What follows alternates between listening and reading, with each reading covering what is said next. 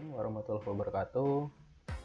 Halo semuanya, saya Wahid Salahuddin. Di sini saya akan menyampaikan mengenai review fisika material, yaitu mengenai jurnal yang berjudul Graphene-Based Three-Dimensional Capacitive Touch Sensor for Wearable Electronics. Selanjutnya, anggota kelompok kami, yaitu pertama anggotanya adalah saya sendiri, Wahid Salahuddin, kemudian ada Angelina Sherly, kemudian Imam Prasetyo, dan kemudian Adelia Putri.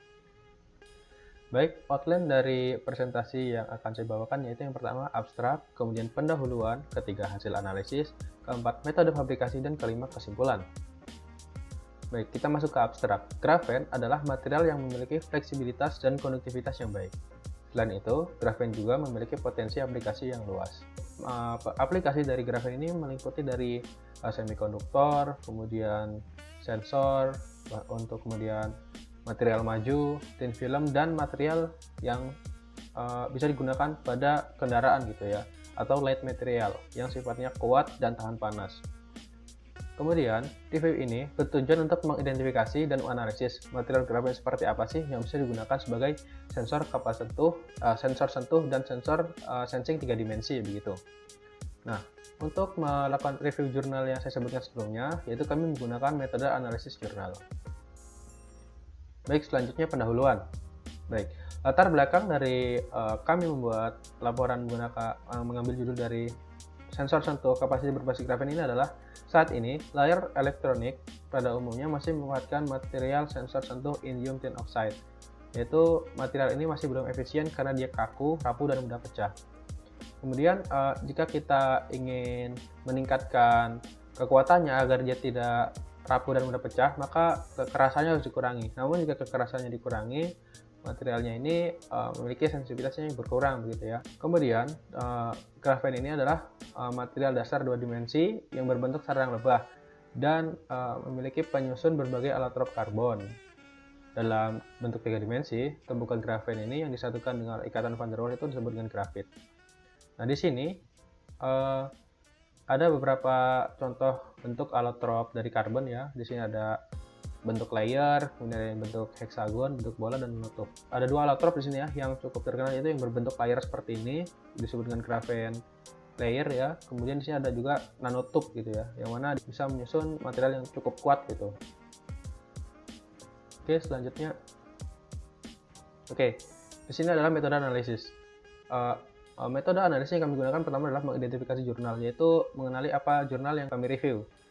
Kemudian kami melakukan screening jurnal-jurnal yang berkaitan dengan jurnal yang kami tinjau, dan kami juga melakukan analisis terhadap jurnal yang memang kami review. Setelah itu uji eligibility atau kelayakan atau kesesuaian lah ya, yang berhubungan dengan jurnal yang akan kami review. Setelah itu kami melakukan brainstorming yang mana menemukan poin-poin atau titik-titik ide dari jurnal yang akan kami review. Setelah itu kami melakukan penarikan kesimpulan. Kemudian, why grafen gitu ya. Pertama, grafen itu memiliki sifat yang elastis, yaitu mampu meregang hingga 50%. Kemudian, dia itu memiliki sifat yang transparan, mampu mentransmisikan cahaya dengan baik, sehingga cocok untuk sebuah layar dari suatu perangkat elektronik atau perangkat yang bisa digunakan. Kemudian, memiliki sifat kapasitif, yaitu memiliki koefisien kapasitansi yang baik. Kapasitansi yang baik itu nanti akan kami jelaskan lebih lanjut di slide selanjutnya. Kemudian struktur sensor yang kami dapatkan dari jurnal. Jadi sensor yang kami peroleh dari jurnal ini memiliki 4 lapisan utama. Yang pertama, lapisan ultra tipis atas dan bawah yang terbuat dari PET, polyethylene terephthalate setebal 5 mikrometer ya, bagian ini atas dan bawah. Kemudian ada susunan elektroda transparan atas bawah pada grafen 3 lapis ya. Di sini ada 1, 2, dan 3 yang tersusun secara cross seksional atau bersilang. Kemudian ada lapisan dielectric polimer akrilik setebar 25 mikrometer ya, sebagai sensor kapasitifnya mungkin di sini sebagai deteksi kapasitansi. Kemudian ada grafen monolayer untuk grounding. Nah, grafen monolayer ini cukup penting ya, karena dia tugasnya itu untuk melindungi sensor sekaligus mencegah terjadinya noise yang terlalu tinggi begitu. Nah, di sini ada informasi tambahan mengenai pentingnya grounding dalam sensor ini. Jadi, ini adalah tampilan ketika sensor menggunakan grounding, dan ini ketika sensor tidak menggunakan grounding. Tampak sekali jelas perbedaan jika menggunakan grounding, noise-nya itu sangat sedikit sekali, dan sehingga bisa diabaikan dan memiliki akurasi data yang cukup baik. Kemudian jika tidak di grounding, memiliki noise atau perubahan sensor yang tidak baik begitu ya, cukup kasar. Kemudian ada resistansi elastis. Resistansi elastis ini maksudnya kami menunjukkan seberapa fleksibel dari perangkat sensor ini. Jadi di sini ya, perubahan kapasitansi relatif senilai 0,2 ya, menurut perbandingan grafik yang kami dapatkan di sensor. Ada relatif kapasitansi dan relatif resistansi di sini. Itu sebesar 0,2 perubahannya nih, yang paling jauh. Kemudian karena nilai resistansinya itu cukup baik ya, karena kecil, kami bisa memberikan keandalan informasi ya, karena memiliki time constant maksimal hanya 4% dan tidak mengalami gangguan walau radius lengkung hingga 1,5 mm dan masih bekerja pada dalam keadaan tertekuk. Jadi ini sensornya diukur dalam keadaan dia tertekuk dan ternyata tidak terjadi perubahan yang signifikan terhadap nilai resistansi dan kapasitansinya begitu. Baik, kemudian ada mode sentuh seri sensor itu sendiri. Terdapat 3 mode utama ya di sensor sentuh yang konvensional. Jadi kalau misalkan kita memiliki suatu perangkat smartphone seperti ini ya, nah ini dia kan bisanya untuk mode ini ya, mode untuk multi touch ya, bisa beberapa kali mode sentuh, kemudian di spread, kemudian di scroll gitu ya, di scroll ke bawah gini. Nah, itu sama bisa dilakukan oleh si sensor sentuh ini. Artinya dia sudah bisa mengimbangi dengan panel sentuh yang sebelumnya, yaitu menggunakan tin oxide. Kemudian ada keunggulannya lagi dari sensor ini, yaitu dia bisa melakukan deteksi 3 dimensi non kontak, yang artinya sensor ini juga bisa melakukannya. Di dalam jurnal kami temukan bahwa sensor ini mampu merasakan adanya objek di dekatnya dan mampu memberikan citra mengenai seperti apa bentuk objek di dekatnya tersebut. Ini ada berbentuk kerucut, ring, dan sphere. Jadi kita lihat dia menyesuaikan ya nilai perubahan kapasitansinya begitu. Dan dia memiliki pembacaan yang cukup baik, bisa dilihat sendiri di sini. Nah, untuk memberikan citra seperti ini diperlukan suatu algoritma khusus yang mana bisa mengkonversi perubahan kapasitansi menjadi suatu citra 3 dimensi. Kemudian untuk cara kerja deteksi 3 dimensi sendiri, dia memaparkan medan listrik fringing gitu ya. Jadi ketika objek mendekati permukaan sensor, bagian medan listrik fringing diserap oleh objek.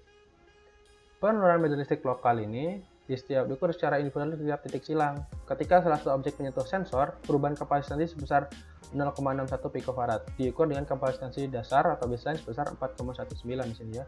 Jadi terdapat perubahan yang cukup signifikan sehingga bisa dibaca, oh ternyata ada suatu objek nih begitu.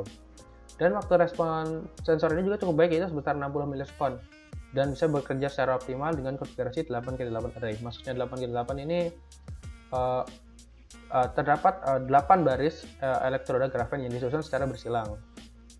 Nah, ini dijelaskan secara gambar bagaimana sih mekanisme dari medan listrik fringing ini yang tadi saya sebutkan sebelumnya. Nah, di sini ada medan listrik ya, medan listrik, kemudian ada jari yang mendekati. Nah, medan listriknya akan terserap tuh ke jari, dan ketika dia mendekat atau menjauh, itu akan menimbulkan perubahan medan listrik yang mana akan mengaruhi kapasitansinya itu sendiri.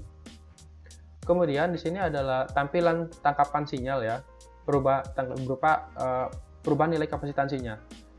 Jadi di sini terjadi perubahan 0,6 picofarad di sini terjadi sangat singkat gitu ya. Di sini ada jeda waktu kurang dari 60 milisekund, yang mana cukup cepat gitu ya responsnya.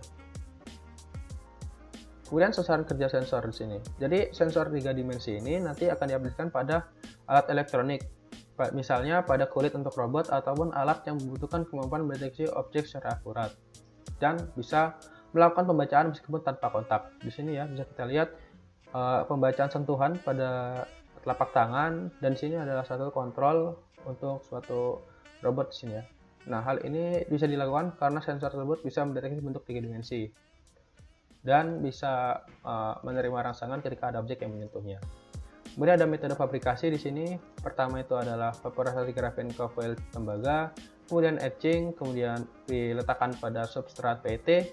Setelah itu grafen ditransfer menggunakan fotolitografi dan esa-ablaxam oksigen, kemudian di doping.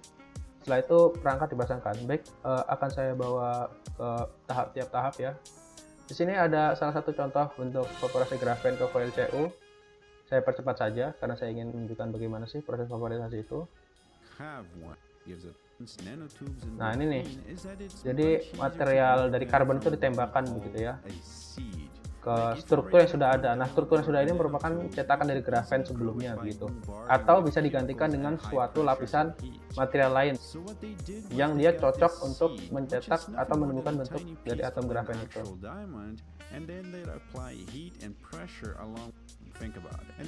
Nah, diperlukan kondisi khusus ya agar dia bisa sesuai keinginan. Kalau dia terlalu lama, dia bisa rusak gitu ya material yang ingin dituju. Ini dalam kasus untuk dibentuk diamond.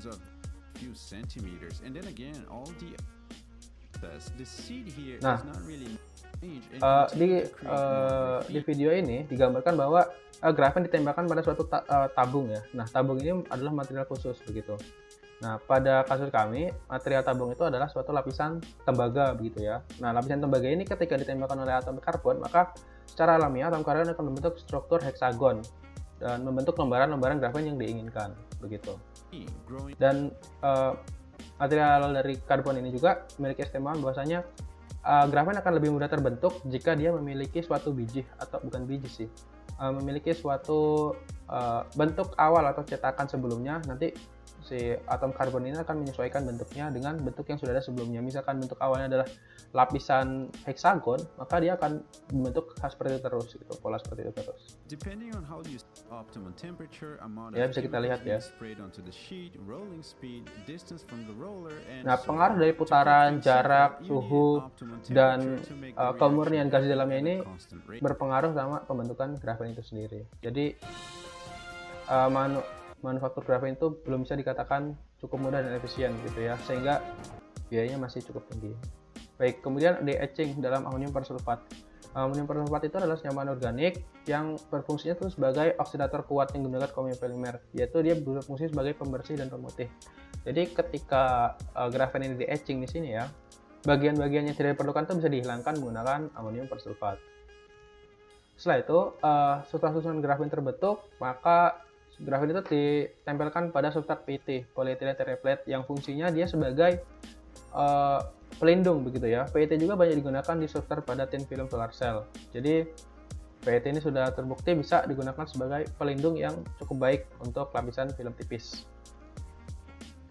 Setelah itu di doping, yang mana bagian-bagian yang masih kosong ini diberikan doping TFSA, yang mana agar struktur dari grafen yang dari sebelumnya itu terjaga dengan cara diisi material lain yang memiliki sifat konduktivitas yang sesuai dan cukup baik begitu ya. Setelah itu ada beberapa video mengenai aplikasi prototype sensor di sini ya, bisa kita lihat. Nah, di sini sensor melakukan pembacaan sentuhan yang mana akan ditampilkan pada suatu display di sini. Kemudian di sini karena inputan dari sensor ini, dia ketika diintegrasikan pada suatu sistem kontrol, dia bisa mengendalikan robot berdasarkan sentuhannya gitu ya. Artinya sudah cukup presisi ya untuk skala yang masih prototipe seperti ini. Dia bisa digunakan untuk pengatur robot begitu. Dan melakukan kendali sesuai dengan sentuhan mana yang diberikan. Baik, selanjutnya.